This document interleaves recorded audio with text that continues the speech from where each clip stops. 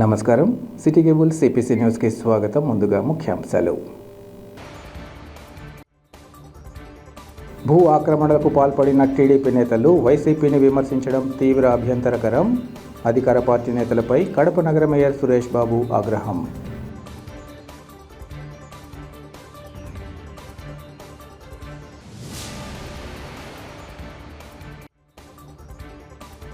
AP ప్రభుత్వ ఉద్యోగుల సంఘం చైర్మన్ సూర్యనారాయణపై నమోదు చేసిన అక్రమ కేసులను తక్షణమే ఉపసంహరించాలి. ధర్నా కార్యక్రమంలో సంఘం జిల్లా అధ్యక్షులు రమేష్ కుమార్ డిమాండ్.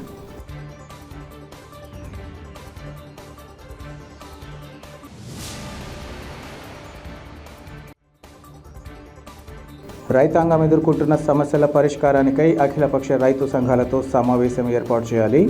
ప్రభుత్వానికి ఏపీ రైతు సంఘం రాష్ట్ర అధ్యక్షులు ఈశ్వరయ్య వినతి.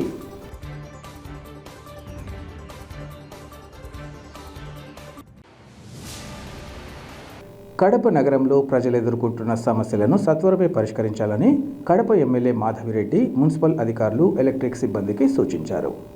ఎమ్మెల్యే పలువురు అధికారులతో కలిసి నగరంలో విస్తృతంగా పర్యటించారు. స్థానిక ప్రజలతో మాట్లాడి సమస్యలను తెలుసుకున్నారు.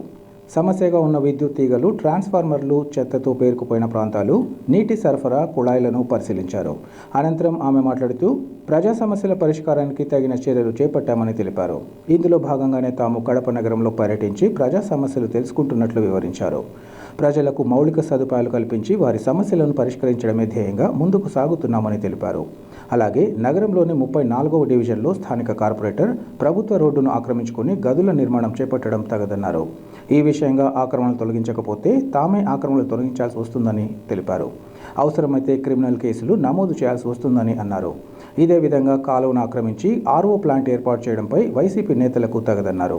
అనంతరం ఎమ్మెల్యే మున్సిపల్ అధికారులు, ఎలక్ట్రికల్ సిబ్బందికి దిశానిర్దేశం చేశారు. ఈ కార్యక్రమంలో టీడీపీ జిల్లా అధ్యక్షులు శ్రీనివాసులరెడ్డి తదితరులు పాల్గొన్నారు. డివిజన్లో మెయిన్ రోడ్డుకి లోపల కార్పొరేటరు గవర్నమెంట్ రోడ్లో పేవ్మెంట్ ఆక్యుపై చేసుకొని రూములు కట్టుకొని ఉన్నాడు. ఈయన పేరు అక్బర్ అంట. ఈయన 34 డివిజన్లో కార్పొరేటర్గా గెలిచినాడంట. గవర్నమెంట్ నుంచి జీతాలు తీసుకుంటూ వీళ్ళని కార్పొరేటర్గా గెలిచింది. గవర్నమెంట్ ఒక రోడ్లని ఆక్యుపై చేసుకొని పేవ్మెంట్ల మీద రూములు కట్టుకున్నాడు జబర్దస్తిగా. అలా స్టాఫ్ వర్క్ చేస్తున్నారు. ఇక్కడ మీరే కదా కార్పొరేటర్ మనుషులే కదా ఇద్దరు. 1 వీక్లో కార్పొరేటర్ ఇది ఖాళీ చేయకపోతే బుల్డోజర్ తీసుకొచ్చి పగలు కొట్టేస్తాం. ఖాళీ చేసేమని చెప్పి అబ్బర్కి.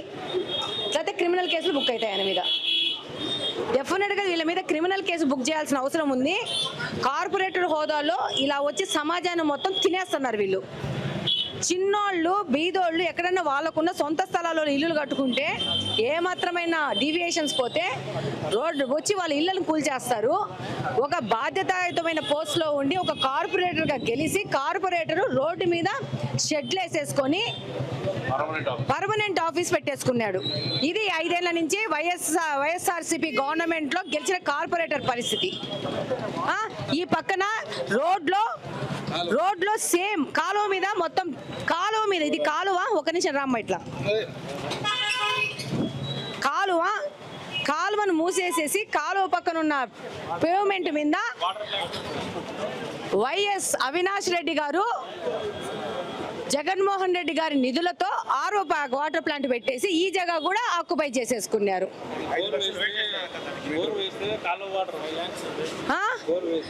ఇలా ప్రజాధనం దుర్వినియోగం చేయడం ఒక విషయము. అసలు రోడ్లను ఆక్యుపై చేసే హక్కు ఎవరిచ్చినారు వీళ్ళకి? కాలువను రోడ్లో తీసుకొచ్చేసేసి వీళ్ళ రూములు కట్టుకోవడానికి కాలువలు కూడా జరిపేసుకున్నారు. ఇది ఈ యొక్క ఎంపీ గారి యొక్క పరిపాలన. ఈ ఎంపీ గారిని కడప పార్లమెంట్లో గెలిపించుకునేది ప్రజల ఆస్తులు దోచుకోవడానికి. కడప ప్రజలకందరికీ విజ్ఞప్తి. ఈరోజు కడపలో వచ్చి ఇక్కడ పెద్ద దర్గా దగ్గర అమీన్ ఫంక్షన్ హాల్ దగ్గరకు వచ్చి చూస్తే ప్రతి ఒక్కరు చెప్తా ఉన్నారు, వర్షం వస్తే మోకాళ్ళ వరకు నీళ్ళు వస్తాయి, మాకు నీళ్ళ ప్రాబ్లం ఉంది, డ్రైనేజ్ సరిగ్గా లేదని. మరి నేను ఇక్కడ డ్రై వేస్ట్లు ఏవైనా కానీ మీరు ఇంట్లో చెత్తలో వేసి చెత్త కలెక్ట్ చేసుకునే వాళ్ళ దగ్గరికి వచ్చి ఇచ్చి పంపిస్తే ఈ డ్రైన్లు బ్లాక్ కాకుండా క్లాగ్ కాకుండా రేపు వర్షం ఏదన్నా వస్తే ఆ నీళ్లు పోవడానికి అవకాశం వస్తుంది. ప్లీజ్ నేను రిక్వెస్ట్ చేస్తున్నాను, మన కోసం, మన కుటుంబ సభ్యుల కోసం, మన కడప కోసం కొంచెం జాగ్రత్త వహించి ఏ డ్రైవేస్లో కాలువలో వేయొద్దని మనవి చేసుకుంటున్నాను. Thank you very much. TDP నేతల తీరు చూస్తుంటే తాము చేస్తే సంసారం పక్కోడు చేస్తే వ్యభిచారంగా ఉందని నగర మేయర్ సురేష్ బాబు తెలిపారు. కడప నగరంలోని వైసీపీ కార్యాలయంలో ఏర్పాటు చేసిన విలేకరుల సమావేశంలో ఆయన మాట్లాడారు. రాష్ట్రంలోని చంద్రబాబు ప్రభుత్వం ప్రజా తీర్పును గౌరవిస్తూ ప్రజలకు సుపరిపాలన అందిస్తారని ఆశిస్తున్నట్లు చెప్పారు. కూటమి సూపర్ 6 పథకాలు వాటిని గెలిపించాయని భావించవచ్చన్నారు. గతంలో 2014 ఎన్నికల్లో కూడా చంద్రబాబు అనేక హామీలు ఇచ్చి అధికారంలోకి వచ్చినప్పటికీ 2019లో చంద్రబాబును ప్రజలు దారుణంగా ఓడించారన్నారు. రాష్ట్రంలో అనేక జిల్లాలలో టీడీపీ నేతలు ప్రభుత్వ స్థలాలను కబ్జాలు చేశారని, వందల కోట్ల రూపాయల స్థలాలను ఆక్రమించారని అన్నారు. రాష్ట్ర టీడీపీ కార్యాలయం అనేక జిల్లాలలో టీడీపీ కార్యాలయాలను అక్రమంగా నిర్మించిన విషయం జగమెరిగిన సత్యమన్నారు. కడపలో కూడా కోట్ల రూపాయల స్థలాన్ని టీడీపీ కార్యాలయం నిర్మాణానికి అప్పజెప్పాలని చూశారని, పాత మున్సిపాలిటీ కార్యాలయ స్థలాన్ని ఆక్రమించాలని చూస్తే మేయర్గా తాను ఆ రోజు అడ్డుకుని కోర్టుకు వెళ్లి స్టే తేవడం జరిగిందన్నారు. కడపలో అన్ని అనుమతులు తీసుకునే వైసీపీ కార్యాలయ నిర్మాణాలు చేపట్టగా టీడీపీ నేతలు నోటికి వచ్చినట్లు ఆరోపణలు చేయడాన్ని ఖండిస్తున్నామన్నారు. టీడీపీ నేతలు తనను విమర్శించే ముందు గత చరిత్రను తెలుసుకోవాలని ఆయన హితవు పలికారు. 2019లో మాకు అధికారంలో ఇచ్చాడు, వాళ్ళని ప్రతిపక్ష హోదా కూర్చోబెట్టారు. 5 సంవత్సరాలు మేము మంచి పరిపాలన ఇచ్చాం. పేద ప్రజలకు అందరికీ 31 లక్షల ఇండ్లు ఇచ్చాం, 22 లక్షల ఇండ్లు కట్టించాం. స్థలం లేని వాళ్ళకందరికీ కూడా కడప నగరంలో 110 ఎకరాలు కొనుగోలు చేసి ప్రైవేట్ ల్యాండ్ని ప్రజలకిచ్చి వాళ్ళకి ఇండ్లు కట్టించే కార్యక్రమం చేసి ఆ ఏరియాలో ఇన్ఫ్రాస్ట్రక్చర్ అంతా డెవలప్ చేసినా కూడా ఈరోజు ప్రజలు వాళ్ళ మేనిఫెస్టో చంద్రబాబు నాయుడు మీద విశ్వాసంతో ఈరోజు ఎన్నికలు గెలిచారు. ఎన్నికల్లో గెలిచిన తర్వాత చంద్రబాబు నాయుడిని 3,000 నుంచి 4,000 రూపాయలు పింఛన్ ఇచ్చింది కూడా అన్నా క్యాంటీన్ పురదీస్తామని, టైటిల్ డీడ్ యాక్ట్ రద్దు చేస్తారని చెప్పడం మేము సంతోషిస్తాం. అవ్వాతాతలకి మేము 3,000 ఇచ్చింది వాళ్ళు 4,000. ఈరోజు రేపు నెల 1వ తారీఖు నుంచి గత 3 నెలలు 3,000 ప్లస్ 4,000 కలిపి 7,000 ఇస్తున్నాం. అవ్వాతాతలకి మేలు జరిగిందని మేము అనుకుంటాం. కానీ ప్రభుత్వం వచ్చి నెల రోజులు అవుతుంది. భారతదేశంలో 75 సంవత్సరాల స్వతంత్రం వచ్చి ఇంతవరకు ఏ రాష్ట్రంలో కానీ ఎక్కడ చూడటి ఈ అరాచకం దానకండ ఎప్పుడు చూడలేదు. ఇది ఆంధ్రప్రదేశ్లో ప్రజలందరూ కూడా ముక్త కంఠంతో ఖండిస్తున్నారు. నిజంగా ఏ వాడవాడలో చూసినా కానీ ఎక్కడ చూసినా కానీ భయభ్రాంతులు చేసి మనుషుల్ని కొట్టడం, మనుషుల్ని కూడా చంపడం చాలా హీనాతిహీనమైన చర్య. నిజంగా ఒక 6 నెలల వరకు కూడా చంద్రబాబు నాయుడు పరిపాలన చూసి మేము ప్రెస్ మీట్కి ముందుకు వస్తామని అనుకున్నాం. కానీ నెల రోజుల్లోనే ప్రెస్ మీట్కు ముందుకొచ్చి ఇస్తామని మేము ఊహించలేదు. దానికి కారణం ఈరోజు జరుగుతున్న పరిణామాలు, రాష్ట్రంలో జరుగుతున్న అరాచకాలు చూసి ఈరోజు ప్రెస్ మీట్ ముందుకి వచ్చినాం. నిజంగా ఈరోజు తెలుగుదేశం పార్టీ నాయకులందరూ కూడా ప్రతి ఒక్క జిల్లా హెడ్ క్వార్టర్కి వెళ్ళి మా పార్టీ ఆఫీసులు కట్టేది కానీ, ఈరోజు ఋషికొండ పైన టూరిజం కింద ఉన్న స్థలాన్ని అభివృద్ధి చేసిన దాంట్లో కూడా నెక్స్ట్ జగన్ ముఖ్యమంత్రి అవుతాడు, ఆ ప్యాలెస్లో నివసించాలనే ఆలోచనతో కలిగింది కాబట్టి అవి కట్టాడు. ఎక్కడ లేని ప్యాలెస్ ఋషికొండలో 500 కోట్లు పెట్టి కట్టడం అనేది మాకు ఆశ్చర్యం వేస్తుంది.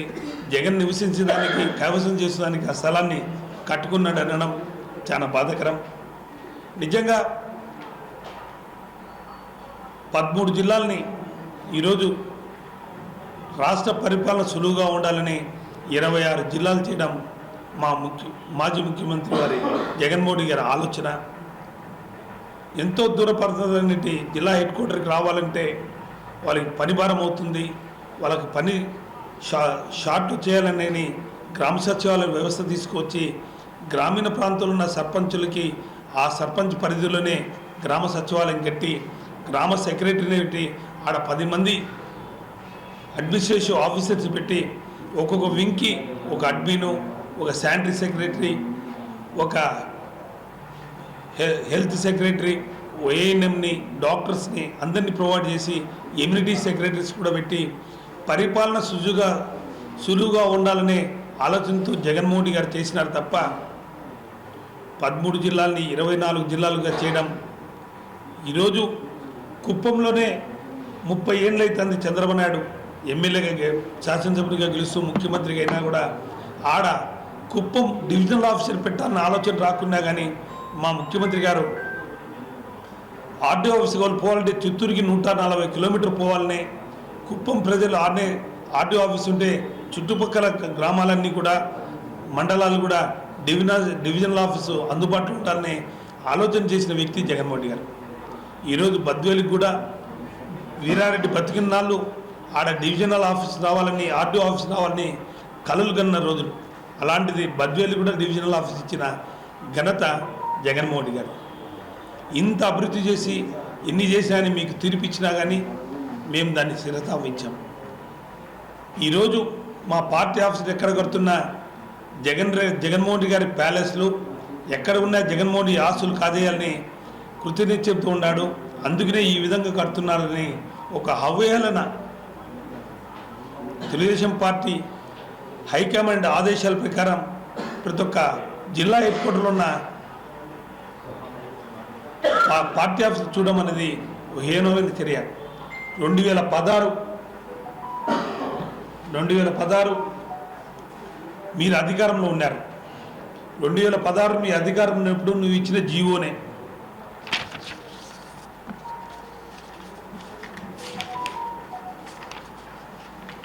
మీరు ఇచ్చిన జీవోనే 13 జిల్లాల్లో కూడా మీరు సైట్ కేటాయించడం జరిగింది. 13 జిల్లాల్లో కూడా 2 ఎకరాల్లో సైట్ ఇమ్మని మీరు ఇచ్చిన ఆదేశాలు అయ్యి, అదే ఆదేశాల ప్రకారం మేము అధికారంలోకి వచ్చిన తర్వాత అదే జీవోని మేము 2 ఎకరాల సైట్ తీసుకోవడం జరిగింది. నిజంగా 2014 నుంచి 19 వరకు తెలుగుదేశం పార్టీ అధికారంలో ఉండింది. ఆ రోజు నేను మేయర్గా కొనసాగుతూ ఉండడం జరిగింది. కడప నగరం నడిబొడ్డులో ప్రభుత్వ స్థలాలు ఎన్నో ఉన్నాయి, మీరు ఎక్కడైనా తీసుకోండి, మేమందరం సమ్మతించి మేము తీర్మానం చేసి ఇస్తాం. మీరు 2016/18/2 తేదీన జనరల్ బాడీ మీటింగ్లోనే మేము తీర్మానం చేయడం జరిగింది. 18/2/2016లో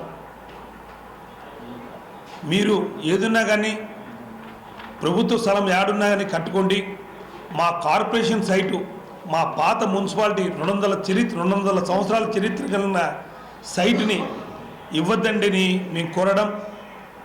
అప్పుడు మా పాత మున్సిపాలిటీ ఆఫీస్ని ఎకరా స్థలాన్ని తెలుగుదేశం పార్టీ ఆఫీస్కి జీవో ద్వారా ఆడ స్థలం కేటాయించడం జరిగింది. ఆ రోజు అఖిలపక్షం అన్ని ప్రజా సంఘాలతో అందరితో కలిసి నేను ప్రెస్ మీట్ ఆడ పెట్టడం జరిగింది. అన్ని పేపర్లు మీరు వచ్చారు, అందరూ వచ్చినారు, అన్ని పేపర్లు రాసినాయి. జ్యోతి, ఈనాడు, వార్త పేపర్లు అన్నీ కూడా రాసినాయి. 16/2/2016 నేను ప్రెస్ మీట్ పెట్టాను. ఆ రోజు మా కార్పొరేషను మున్సిపాలిటీ స్థలము కొన్ని కోట్లతో విలువైన స్థలము, ఈ స్థలాన్ని ఇవ్వద్దండి, ఏ స్థలమైనా ఇచ్చుకోండి, ఎక్కడైనా ఇచ్చుకోండి, మేము సమ్మతమే అని మేము తీర్మానం చేసిన కాపీ ఇది. మేము ఇవ్వద్దని ఏ రోజు కానీ తెలుగుదేశం పార్టీని 2016లో మేము అబ్జెక్షన్ చేయలే. ఆ రోజు మేము తీర్మానం చేసి ఇవ్వడం జరిగింది. అలాంటిది 2016లో ఆ స్థలం ఇచ్చినప్పుడు నేను అక్కడ 4 రోజులు ప్రెస్ మీట్లు పెట్టినప్పుడు ఆ స్థలాన్ని కోసం నేను జనరల్ బాడీలో తీర్మానం చేసి అధికారులను అడగడం జరిగింది. ఇది మున్సిపాలిటీ స్థలము, కడప కార్పొరేషన్ ఒకప్పుడు మున్సిపల్ బిల్డింగ్ ఉంది, కొన్ని ఏళ్ళ చరిత్ర కలది, కొన్ని 100 కోట్లు విలువ చేసే స్థలము, ఈ స్థలం అనేకరంతా కాకూడదు, తెలుగుదేశం పార్టీకి వేస్తే ఆఫీస్ అయితే ఎక్కడైనా ఇవ్వండి, మాకు అభ్యంతరం లేదు, ఈ స్థలాన్ని మా కార్పొరేషన్గా ఉండండి, ఇది ప్రజల ఆస్తి, ఇది కార్పొరేషన్ ఆస్తి, ఈ స్థలాన్ని ఇవ్వకూడదని నేను ఆ రోజు గట్టిగా ఫైట్ చేసి మీ అందరి సహకారంతో ఆ స్థలానికి కోసం నేను అడిగితే ఆ రోజున్న కలెక్టర్ ఆర్డీఓ రమణ కలెక్టర్ గారు ఆర్డీఓ ఆ రోజున్న రామచంద్రారెడ్డి వాళ్ళు స్థలాన్ని తెలుగుదేశం పార్టీకి కేటాయిస్తే నేను కోర్టుకు వెళ్ళి స్టే తీసుకోవడం రావడం జరిగింది. స్టే ఇచ్చిన తర్వాత అది ఆగిపోవడం జరిగింది. అదే తెలుగుదేశం పార్టీ 13 జిల్లాల్లో ఆఫీసులు కట్టడం జరిగింది. ఎక్కడ కానీ అదే జీవోతో అదే దారితో వాళ్ళు జిల్లాలో నడిబొడ్డునున్న ఊర్లలో వాళ్ళు ఇవ్వడం జరిగింది. అది ఈస్ట్ గోదావరి వాళ్ళ బిల్డింగ్ హైదరాబాద్, ఇది ఎన్టీఆర్ ట్రస్ట్కి ఇస్తే చూపిస్తా, ఇది నెల్లూరు, ఇది కాకినాడ,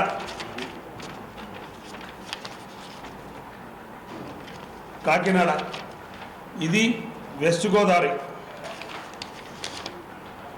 ఇలా అన్ని బిల్డింగ్లకి మీరు ఇచ్చిన జియో ఆ రోజు ప్రకారమే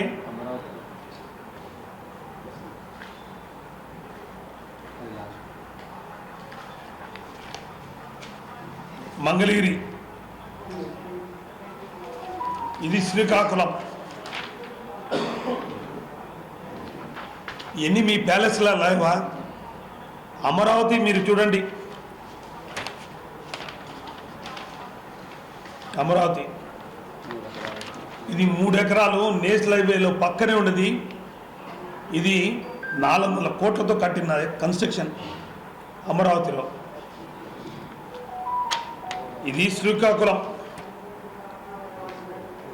నడిబొడ్డున్న శ్రీకాకుళం మీరు 2016 ఇచ్చిన జీవోతోనే కట్టినారు. అంటే మీరు కడితే ఒకటి, మేము కడితే ప్యాలెస్లు, మీరు కడితే పూరి గడిసెలు.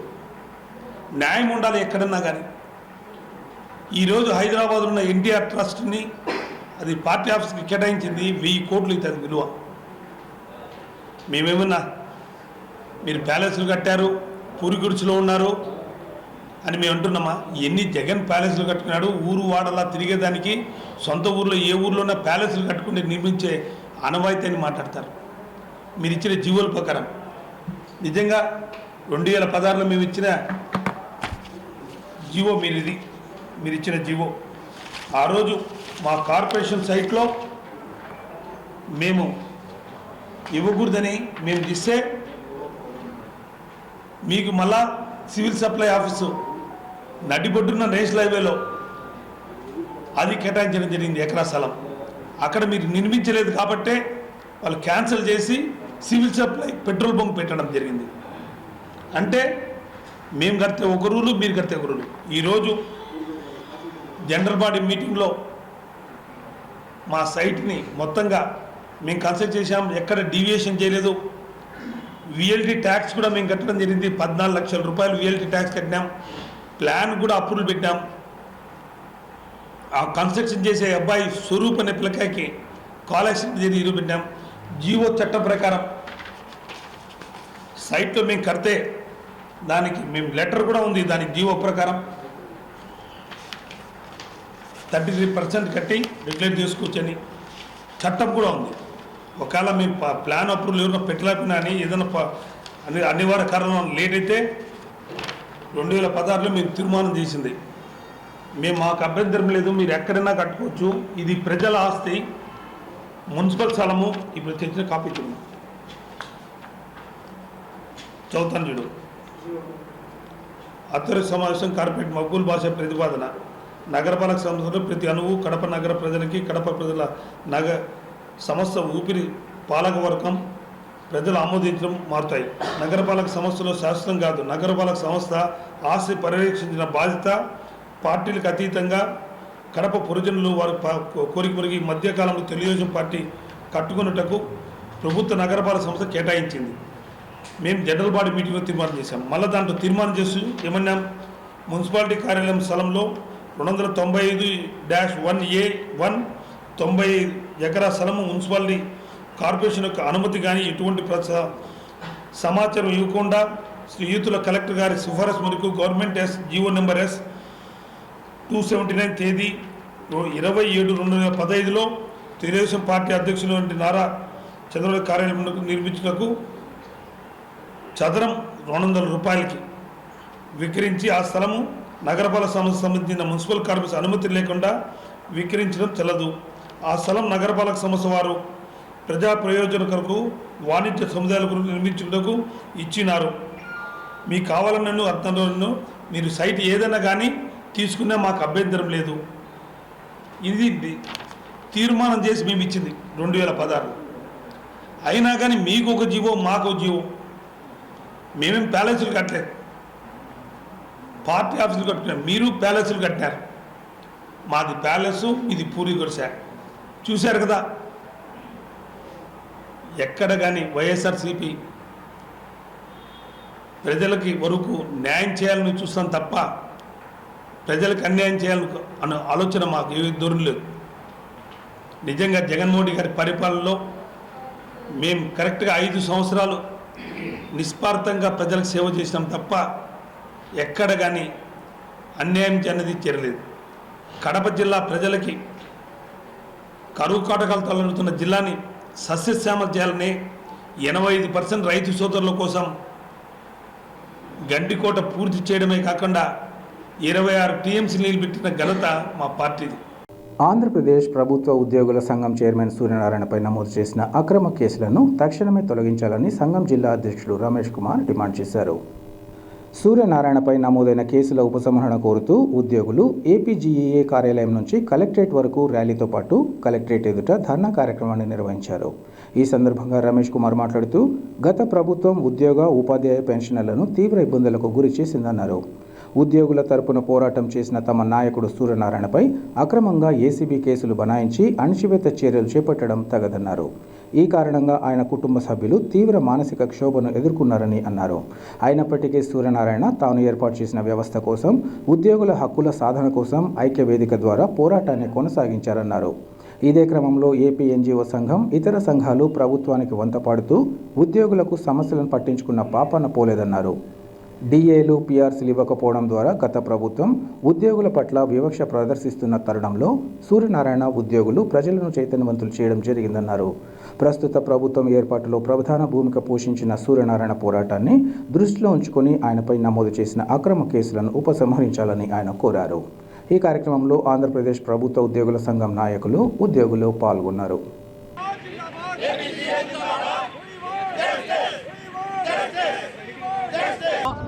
గడిచిన 5 సంవత్సరాల్లో గత ప్రభుత్వము ఉద్యోగ ఉపాధ్యాయ పెన్షన్లపై ఉక్కుపాదం మోపింది. ఏ ఒక్క ఉపాధ్యాయుడు కానీ, ఉద్యోగ సంఘాల నాయకుడు కానీ ప్రశ్నిస్తే పోలీసులు కేసు పెట్టడము, అడిగిన గొంతును అణచివేయడము, రకరకాల పద్ధతుల్లో అణచివేసే పద్ధతిని ఏర్పాటు చేసింది. మా నాయకుడు కేఆర్ సూర్యనారాయణ గారిని అక్రమంగా కేసులు బదాయించి ఉద్యోగ విషయంలో ఏమాత్రం మాట్లాడకుండా అణచివేయడానికి ప్రయత్నం చేసింది. ఏసీబీ కేసులు బనాయించింది. ఏసీబీ కేసులు అయితే ట్రాప్ అన్నా చేయాలి, లేకపోతే డిస్ప్రపోర్షన్స్ అసెట్స్ అన్నా బనాయించాలి. ఈ రెండూ కాకుండా ఏ సంబంధం లేని, ఏ విధంగా అతనికి సంబంధం లేని కేసులను ఏ కేసులు పెట్టినారో చెప్పకుండా 4 నెలల పాటు వేధించడం జరిగింది. వాళ్ళ కుటుంబం ఇంట్లో ఆడోళ్ళు ఉంటే పోలీసులు ఇంటి చుట్టూ పెట్టి కుటుంబ పరంగా మానసికంగా వేధించడం జరిగింది. అయితే ఏ కేసులు పెట్టారా అంటే ఏ కేసులు పెట్టింది చెప్పకుండా చేయడం జరిగింది. 4 నెలల తర్వాత ఈ దేశంలో అత్యున్నత న్యాయస్థానమైన సుప్రీంకోర్టు నుంచి అన్కండిషనల్ బెయిల్ తెచ్చుకున్నప్పటికీ కూడా ఈ రాష్ట్రంలోని పెద్దలు సజ్జల రామకృష్ణారెడ్డి, పిఎస్ఆర్ ఆంజనేయులు గారు ఈసారి ఉద్యోగ సంఘాలను నువ్వు తిరిగితే నిన్ను ఎత్తేస్తామని చెప్పడం జరిగింది. అయినా కూడా మొక్కవని ధైర్యంతో ఉద్యోగుల కోసం, తను ఏర్పాటు చేసుకున్న ఉద్యోగ వ్యవస్థ కోసం ధైర్యంగా నిలబడి ఐక్య వేదికను ఏర్పాటు చేసి ఈ రాష్ట్రంలో ఉద్యోగులకు జరుగుతున్న అన్యాయాలు, ప్రజలకు జరుగుతున్న అన్యాయాల మీద మార్చి 13వ తేదీ నుంచి కలిసి వచ్చిన సంఘాలన్నిటితో కలుపుకొని ఐక్య వేదికను ఏర్పాటు చేసి రాష్ట్రమంతా ఊరు, వాడ, జిల్లాలు చిన్న మీటింగులు, పెద్ద మీటింగులు, బహిరంగ సభలు ఏర్పాటు చేసి ఉద్యోగులను తద్వారా ప్రజలను చైతన్యపరిచారు. ఈ విధంగా మా జీపీఎఫ్ సొమ్ములు 500 కోట్లు ప్రభుత్వం దొంగతనంగా విత్డ్రా చేసి చెప్పినా కూడా తాబేదు సంఘాలైనటువంటి ఏపీ ఎన్జీఓ సంఘం కానీ, ఇతర జేఏసీ సంఘాలు కానీ గత ప్రభుత్వానికి వంతపాడుతూ భజన చేస్తూ ఈ డబ్బులు టెక్నికల్ గ్లిచ్గా భావించారని చెప్పడం జరిగింది. అయినా కూడా మా రాష్ట్ర నాయకులు మీ మీద దొంగతనం క్రిమినల్ కేసు పెడతాం ప్రభుత్వం మీదని హెచ్చరించడం జరిగింది. జీపీఎఫ్ సొమ్ములు 12,000 కోట్లు మా ఖాతాలో ఉండాల్సిన డబ్బులను ప్రభుత్వం వాడుకునింది. తద్వారా మాకు అత్యవసరమైనటువంటి వైద్య సదుపాయాల కోసము, పిల్లల పెళ్లిళ్ళ కోసం దాచుకునే లోన్ పెడితే దరిదాపు సంవత్సరం పైన మా అకౌంట్లో పడే పరిస్థితి ఏర్పడింది. ఈ విధంగా డిఏలు అడిగితే వేధించడము, పిఆర్సీలు అడిగితే వేధించడము, మా జీపీఎఫ్ డబ్బులు మాకిమ్మంటే వేధించడం ద్వారా గత ప్రభుత్వం ఉద్యోగులను ఉక్కుపాదం పెట్టి మోపింది. మా సూర్యనారాయణ గారు ఊరు వాడ తిరిగి ఉద్యోగులను ప్రజలు చైతన్యపరిచి తద్వారా పోస్టల్ బ్యాలెట్లు కానీ, గత ఎన్నికలలో పోస్టల్ బ్యాలెట్ ద్వారా కానీ ప్రజలు అధిక సంఖ్యలో ఓటును వినియోగించుకోవడం ద్వారా కానీ చైతన్యపరచడం జరిగింది. ఎంసీసీ కోడ్కు నిబంధనలో లోబడి ఈ కార్యక్రమాలను చేసి ఈ ప్రభుత్వము ఇప్పుడు ప్రస్తుత ప్రభుత్వం ఏర్పాటు చేయడానికి ప్రధాన భూమిక పోషించారు మా నాయకులు సూర్యనారాయణ గారు. కాబట్టి ఈ ప్రభుత్వానికి మేము విన్నవించుకోవడం ఏమంటే, మా నాయకులు సూర్యనారాయణ గారు పెట్టిన అక్రమ కేసులను వెంటనే ఎత్తివేయాలి, అతని మీద ఉన్న సస్పెన్షన్ ఎత్తివేయాలి, అతనికి రావాల్సిన జీతభత్యాలను అన్కండిషనల్గా ఈరోజు ఈ ప్రభుత్వం ఇవ్వాలని మేము చేతులెత్తి నమస్కరించి ఈ ప్రభుత్వాన్ని వేడుకుంటున్నాం. Thank you. భవన నిర్మాణ కార్మికులు, వ్యాపారులు, పరిశ్రమల్లో పనిచేస్తున్న కార్మికుల సమస్యల పరిష్కారానికి జాతీయ భవన నిర్మాణ వాణిజ్య పరిశ్రమ కార్మిక సంఘం తమ వంతుగా కృషి చేయడం జరుగుతుందని సంస్థ ప్రతినిధులు తెలిపారు. కడప నగరంలో సంఘం ప్రతినిధులు ఏర్పాటు చేసిన సమావేశంలో వారు మాట్లాడారు. నేటి పరిస్థితుల్లో కార్మికులు వ్యాపార, వాణిజ్య రంగాలలో పనిచేస్తున్న వారిని సంఘంలో చేర్చుకుని వారికి తగిన న్యాయం చేసేందుకు పాటుపడడం జరుగుతుందన్నారు. దేశంలో తెలంగాణ, ఆంధ్ర, కర్ణాటక, మహారాష్ట్ర, ఒడిశా లాంటి ప్రాంతాలలో సంఘం తన సేవలు అందిస్తోందన్నారు. ప్రభుత్వం నుంచి ఆయా వర్గాలకు రావాల్సిన నిధులు, హక్కుల కోసం సంఘం పోరాటం నిర్వహిస్తోందన్నారు. ఎస్సీ, ఎస్టీ, బీసీ, మైనార్టీల అభ్యున్నతి కోసం బిజినెస్ లోన్ మంజూరు చేసే అన్ని విధాల తోడ్పాటు అందించడం జరుగుతుందని వివరించారు. అంతేకాకుండా కార్మిక సంఘ ప్రతినిధులకు ప్రత్యేక తరగతులు నిర్వహిస్తూ పేద ప్రజలకు న్యాయం జరిగేలా పోరాటాలు చేసేలా చర్యలు తీసుకోవడం జరుగుతుందని తెలిపారు. పేద వర్గాలకు అండగా నిలబడే ఈ సంఘాన్ని ముందుకు తీసుకెళ్లేందుకు ప్రతి ఒక్కరూ కృషి చేయాలని కోరారు. విద్య ద్వారానే సమాజంలో గుర్తింపు లభిస్తుందన్న విషయాన్ని గుర్తిస్తూ పేద విద్యార్థుల విద్యాభివృద్ధి కోసం సంఘం కృషి చేయడంతో పాటు పేద ప్రజల అపరిష్కృత సమస్యలకు సమాధానం లభించేలా సంఘం పాటుపడుతుందని ఈ సందర్భంగా తెలిపారు. జాతీయ భవన నిర్మాణ వాణిజ్య పరిశ్రమ కార్మిక సంఘం ఒక ముఖ్య ఉద్దేశం ఏమంటే ఈరోజు జరుగుతున్నటువంటి ప్రతి ఒక్క కార్మికుడు, కర్షకుడు మరి ఎక్కడ పని చేసినా కానీ వానికి ఎలాంటి లాభం లేదు. కాబట్టి ఈరోజు కార్మికుడు మట్టి నుంచి స్టార్ట్ చేస్తే బంగ్లా కట్టేంత వరకు, అదేవిధంగా వర్తకుడు ₹1 నుంచి స్టార్ట్ చేస్తే ₹1,00,000 బిజినెస్దారులు ఉన్నటువంటి లేబర్ ఎవరున్నారో మన సంఘంలో ఉండవలసిందే. అంతేకాకుండా గుండు సూదిని స్టార్ట్ చేస్తే ర్యాకెట్ వరకు ఉన్న లేబర్ కూడా మన సంఘంలో ఉండాలి. ఎందుకంటే జాతీయ భవన నిర్మాణ వాణిజ్య పరిశ్రమ కార్మిక సంఘం ఇది కార్మికుల కోసమే పుట్టిన సంఘం. కాబట్టి వాళ్ళకి న్యాయం చేయడం కోసం అనేసి తెలంగాణ, ఆంధ్ర, కర్ణాటక, మహారాష్ట్ర, ఒరిస్సా లాంటి ప్రతి చోట ఇది చాలా క్షుణ్ణంగా వర్క్ చేస్తుంది. ప్రతి ఒక్కరు కూడా ఇది ఏ విధంగా వర్క్ చేస్తుందంటే, ఈ గవర్నమెంట్కే లేదు మాత్రం ఫండ్స్ ఉన్నాయో అవి ఖచ్చితంగా లేబర్కి అందేలా చూస్తుంది. వాడు ఒకసారి గవర్నమెంట్ ఇస్తున్నటువంటి లేబర్ ఐడి కార్డు తీసుకున్న తర్వాత గవర్నమెంట్కి వచ్చినటువంటి బెనిఫిట్లు ఏమున్నాయో ప్రతి ఒక్కరికి అప్పచెప్పడం జరుగుతుంది. అంతేకాకుండా ఈ ఎస్సీ, ఎస్టీ, బీసీ, మైనార్టీస్ ఎవరు మాత్రం ఉన్నారో వాళ్ళకి బిజినెస్ లోన్ అని చెప్పేసి గల్లీ నుండి ఢిల్లీ వరకు కూడా ప్రతి ఒక్కరు శాంక్షన్ చేయడం జరుగుతుంది. కానీ ఆ యొక్క గరీబ్ వానికి అందడం లేదు, ఒక పేదవానికి డబ్బు అందడం లేదు. వానికి ఏ విధంగా అందజేయాలనో క్షుణ్ణంగా తెలుసుకున్నటువంటి ఈ కార్మిక సంఘం నాయకులకి ఒక క్లాసెస్ పెట్టి ఏ విధంగా ముందుకు పోతే వీళ్ళకి న్యాయం జరుగుతుంది అనేసి అన్ని చోట్ల కొన్ని క్లాసెస్ పెట్టుకుంటా వాళ్ళకు ప్రోత్సహిస్తూ వీళ్ళకి తెచ్చిస్తున్నటువంటి బెనిఫిట్లు ఇవి. అదేవిధంగా గతంలో ఆంధ్రప్రదేశ్లో కూడా కరాటీ మాస్టర్ రాము అని చెప్పి అధ్యక్షుడు, అదేవిధంగా రమణ అనేసి, అదేవిధంగా మన ఓబులపతి అన్నటువంటి ఇలాంటి వాళ్ళు చాలామంది కార్మిక సంఘంలో పనిచేసిండ్రు. అది వాళ్ళకు టైం సరిపోకుండా కొంచెం ఆగినంత మూలంగా మరి మిత్రుడు రాము గారి ఫ్రెండు మన రెడ్డయ్య సార్ మేము ఖచ్చితంగా పని చేస్తాము, మీరు పెట్టినటువంటి కార్యక్రమం చాలా బాగుందని చెప్పి ముందుకు రావడం జరిగింది. గత నెలలో ఇక్కడికి వచ్చి రెడ్డయ్య గారికి ఇక్కడ ఇన్ఛార్జిగా అప్పచెప్పడం జరిగింది. ఇన్ఛార్జిగా అప్పచెప్పిన తర్వాత ప్రతి జిల్లాకు వెళ్ళి కూడా ఆయన ఎంతో పనిచేయడం జరుగుతుంది. కాబట్టి ఈరోజు ఈ మీడియా మిత్రులు కానీ, ఇంకా పోలీసు మిత్రులు కానీ, ఇంకా ప్రతి ఒక్కరికి లీడర్లు కానీ తెలియజేయడం ఏమంటే, ఇది ఎవరి దగ్గర డబ్బు వసూలు చేసే సంఘం కాదు. పేదవాని కోసం, పేదరికం కోసం పనిచేసే సంఘం ఇది, పేద సంఘం. కాబట్టి ప్రతి ఒక్కరు కూడా వీళ్ళకి అండగా నిలబడి ముందుకు తీసుకుపోవాలని చెప్పి ఫస్ట్ టైంగా నేను ఒకసారి విజ్ఞప్తి చేస్తున్నాను. దీని వెనుకల ఎవరున్నారంటే గల్లీ నుండి ఢిల్లీ వరకు ఉన్న లీడర్ ప్రతి ఒక్కరు ఉన్నారు. న్యాయం చేయండి, మీరు మంచి చేస్తే మంచి జరుగుతుంది, మీ ఎంబడి మేము ఉన్నామని వాళ్ళు చెప్పడం జరుగుతుంది, ఖచ్చితంగా చేయడం జరుగుతుంది. అందుకోసమని వీడికి ఈరోజు మీటింగ్ పెట్టడానికి ముఖ్య ఉద్దేశం ఏమంటే ఈ యొక్క ప్రతి గల్లీలో సారా దుకాన్లు, గల్లీలో కొట్లాటలు, మరి ఇలాంటి ఎన్నో జరుగుతున్నాయి. ఒక తల్లి ఒక అమ్మాయిని 9 మాసాలు మోసి కనీ పెంచి పెద్ద చేసి ఒక అయ్య చేతిలో పెడితే ఆ పిల్లగాడు వైన్స్లలో తాగుడు, తందనలాడు, ఆ పిల్లను కొట్టుడు, అది జావడము, లేకుంటే మొగ నిడిసబెట్టి పోవడం. ఇది ఎందుకు అవుతుంది?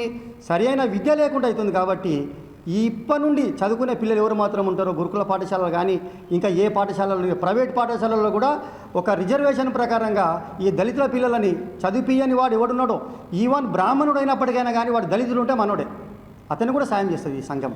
కాబట్టి వాళ్ళకి ఖచ్చితంగా స్కూళ్ళలో జాయిన్ చేసి విద్యా మొదలు అప్పచెప్పడము. అదేవిధంగా ఈ యొక్క తాగుబోతులు ఎవరు మాత్రం ఉన్నారో చాలామంది పిల్లలు ఖరాబ్ అవుతాయి. ఈరోజు సార్ మీరు కూడా చూస్తున్నారు, పోలీస్ స్టేషన్ వెళ్తే తాగడానికి వచ్చిన అటువంటి భర్త భార్యల కొట్టాటలు ఎక్కువ ఉన్నాయి ఈ రోజులలో. భర్త భార్యల కొట్టాడు గతంలో జాగ భూములు ఉండేది, కానీ ఈరోజు పోలీస్ స్టేషన్కి పోతే భర్త కొట్టిండు, భార్య కొట్టిండు, భర్త చచ్చిండ్రు, వాళ్ళు చచ్చిన అనేది వింటున్నాం. అది ఎక్కువ శాతం ఈ దళితులలోనే జరుగుతున్నది. ఒక పేదరికం, దళితులు అంటే ఒక పేదరికంలో జరుగుతున్నది. కాబట్టి అది చేయడం కోసమే అది మానాలని చెప్పి ఈ యొక్క కంకణం కట్టుకున్నటువంటి సంఘం ఇది.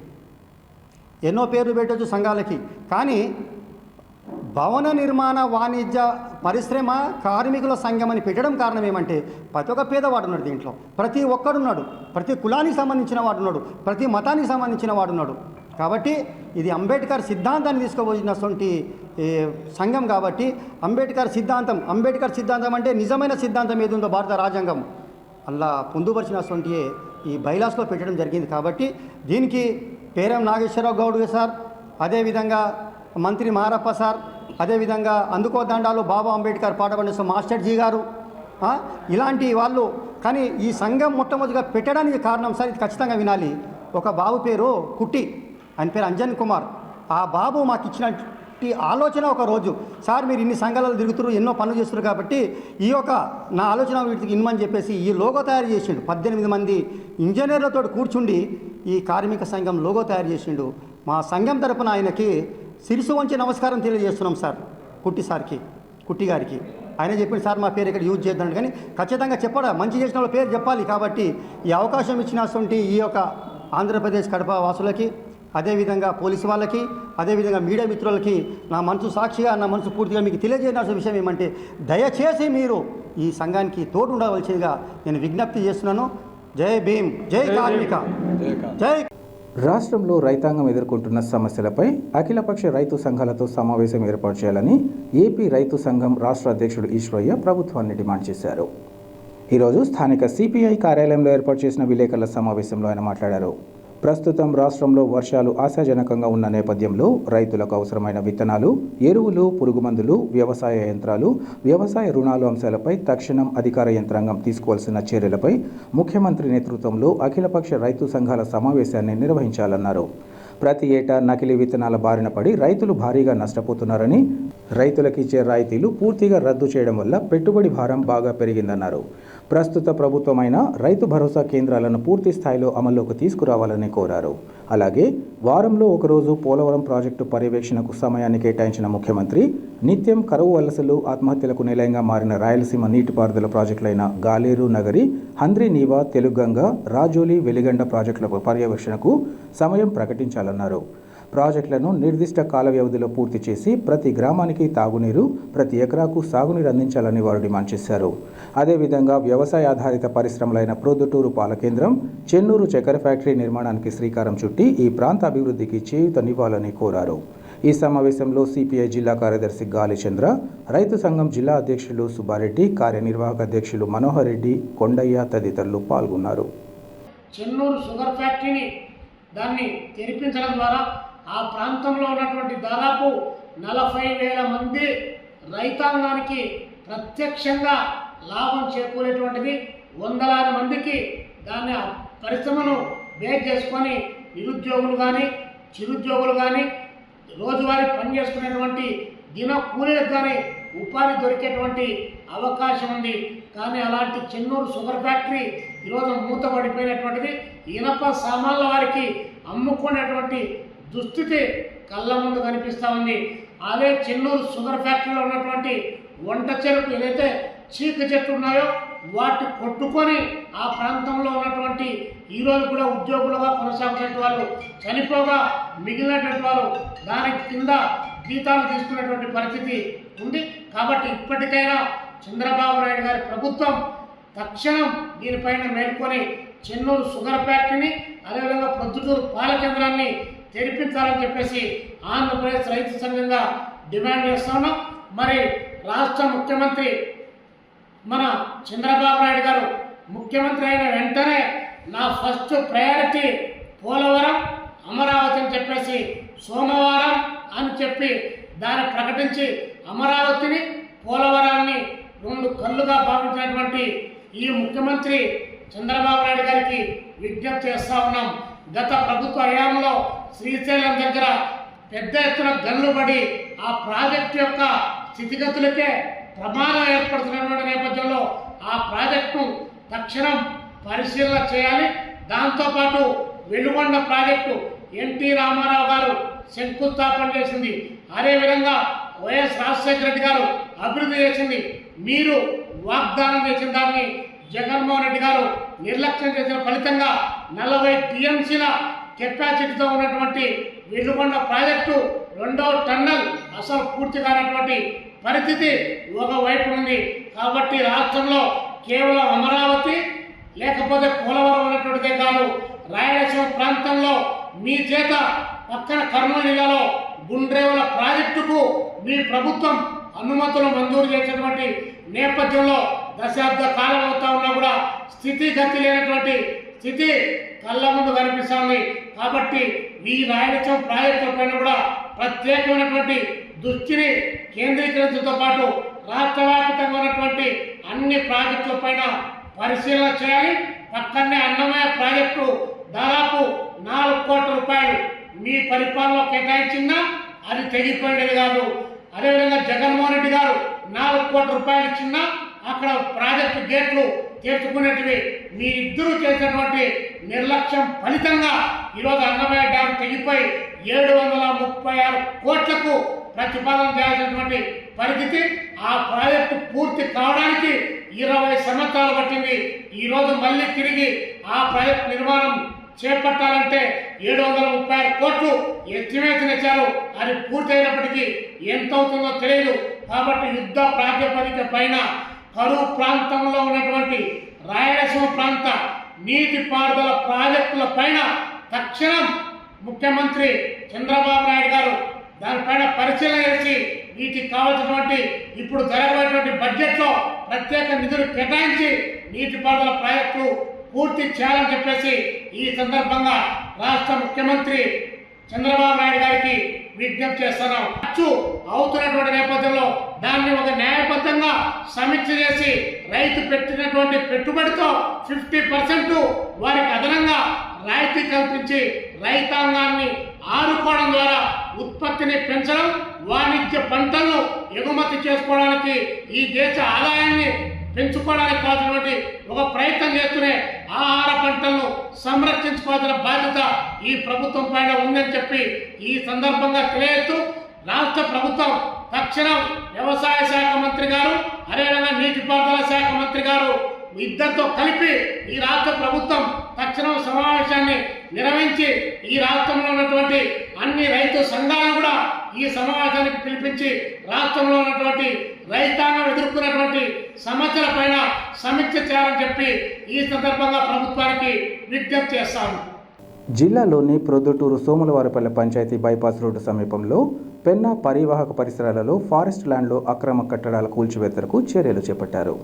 ఈ సందర్భంగా ఎఫ్ఆర్ఓ హేమాంజలి మాట్లాడుతూ ప్రొద్దుటూరు ఫారెస్ట్, రెవెన్యూ, పోలీసులు, విద్యుత్ అధికారులు స్థానిక రామేశ్వరం గ్రామ సర్వే నంబర్ 558 పరిధిలో 16.23 ఎకరాల ఫారెస్ట్ ల్యాండ్ ఆక్రమణకు గురైందని, ఫారెస్ట్ భూమిలో 219 అక్రమ కట్టడాలను గుర్తించామన్నారు. ఇప్పటి వరకు 176 మందికి నోటీసులు అందజేశామన్నారు. అయితే నివాసం ఉంటున్న ప్రజలు మాత్రం గత 30 ఏళ్ల నుంచి ఇక్కడ నివాసం ఉంటున్నామని, ఇంటి పన్ను, నీటి పన్ను, కరెంటు ఛార్జీలు కడుతున్నామని పేర్కొంటూ అధికారులు నోటీసులు ఇస్తే ఇలా అని ప్రశ్నించారు. స్థానిక నాయకులు తక్షణమే స్పందించి న్యాయం చేయాలని విన్నవించుకున్నారు. ఈ కార్యక్రమంలో ఫారెస్ట్ అధికారులు, రెవెన్యూ అధికారులు, ఇంకా పోలీసు సిబ్బంది పాల్గొన్నారు.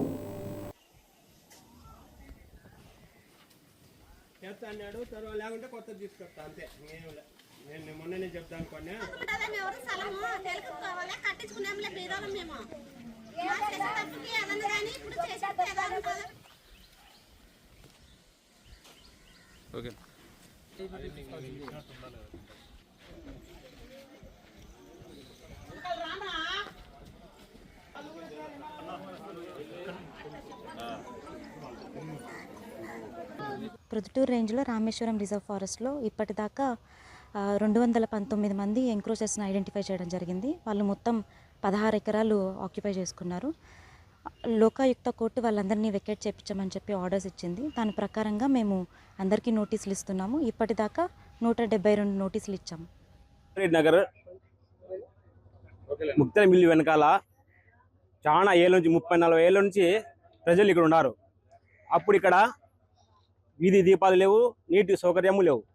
అయినా ఎంత దూరం పోయి నీళ్ళు తెచ్చుకునేటోళ్ళు, దీపాలు పెట్టుకొని జీవితం గడిపేటోళ్ళు. ఈరోజు ఈ నోటీసులు ఇచ్చి అంటున్నారు 15 రోజుల్లో మీరు మీ యొక్క ప్రూఫ్ను సబ్మిట్ చేయకపోతే, ఇందులో ఏముందంటే ఇది ఫారెస్ట్ డిపార్ట్మెంట్కి సంబంధించినది, మీరు 15 రోజులు ప్రూఫ్ సబ్మిట్ చేయాలా, లేదంటే కనుక ఇది ఫారెస్ట్ అండర్లో వెళ్ళిపోతుంది, తర్వాత వాళ్ళు ఎటువంటి యాక్ట్ తీసుకునే మీకు సంబంధం లేదని ఉంది. ఇక్కడ 30-40 ఏళ్ళ నుంచి చాలా మంది రూపాయి అన్నం తినక రూపాయి కూడా పెట్టుకొని ఈరోజు ఇల్లులు వేసుకున్నారు. ఈరోజు ఇల్లులు వేసుకున్న తర్వాత వీళ్ళంతా వచ్చి ఇది మీరు ఖాళీ చేయండి, ఇది మీరు ఖాళీ చేయండి అంటున్నారు. అదేదో ఖాళీ చేయమనేది మేము మొదట ఇంటి దీపాలు లేవు, నీళ్ళ సౌకర్యం లేదు, ఆ రోజే ఖాళీ చేయవచ్చు కదా. ఈరోజు అన్ని సౌకర్యాలు వచ్చినాయి. ఇప్పుడు వచ్చి ఇక్కడ వీళ్ళంతా ఖాళీ నోటీసులు ఇస్తున్నారు. నోటీసు ఇవ్వడం కాదు, సంతకాలు పెట్టించుకున్నారు. ఇంతకుముందు ఓన్లీ నోటీసులు ఇచ్చిపోయేటోళ్ళు ఇప్పుడు సంతకాలు కూడా పెట్టుకుపోతున్నారు. మీరు దీన్ని యాక్సెప్ట్ చేస్తున్నారు, మీరు అంగీకరిస్తున్నారని. దీన్ని మీరు ఎవరైతే గవర్నమెంట్ ఏదో ప్రభుత్వం ఉందో వాళ్ళు జోక్యం చేసుకొని అసలు ఇటువైపుకు అటువంటి వాళ్ళు రాకుండానే చేయాలి. కాబట్టి మేము ఆశించింది ఏమంటే గవర్నమెంట్తో, ప్రభుత్వంతో వాళ్ళు మాకు అసలు ఇటు పక్కకు ఇటువంటి వాళ్ళు రాకుండానే చేయాలని మేము ఆశిస్తున్నాం. మీరు ఈ విషయంలో ఎంత తొందరగా జోక్యం చేసుకోవాలని ప్రభుత్వంతో మేము మనవి చేస్తున్నాం. వార్తలు ముగించే ముందు ముఖ్యాంశాలు మరోసారి.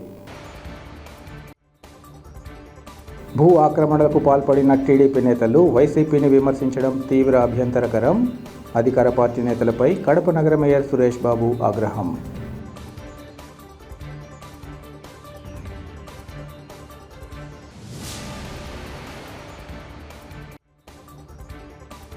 ఏపీ ప్రభుత్వ ఉద్యోగుల సంఘం చైర్మన్ సూర్యనారాయణపై నమోదు చేసిన అక్రమ కేసులను తక్షణమే ఉపసంహరించాలి. ధర్నా కార్యక్రమంలో సంఘం జిల్లా అధ్యక్షులు Ramesh Kumar demand.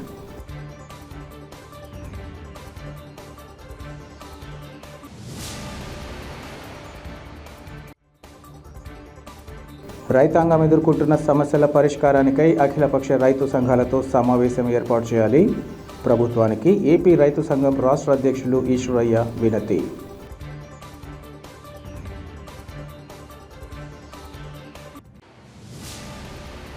City cable CPC news ఇంతటితో సమాప్తం. నమస్కారం.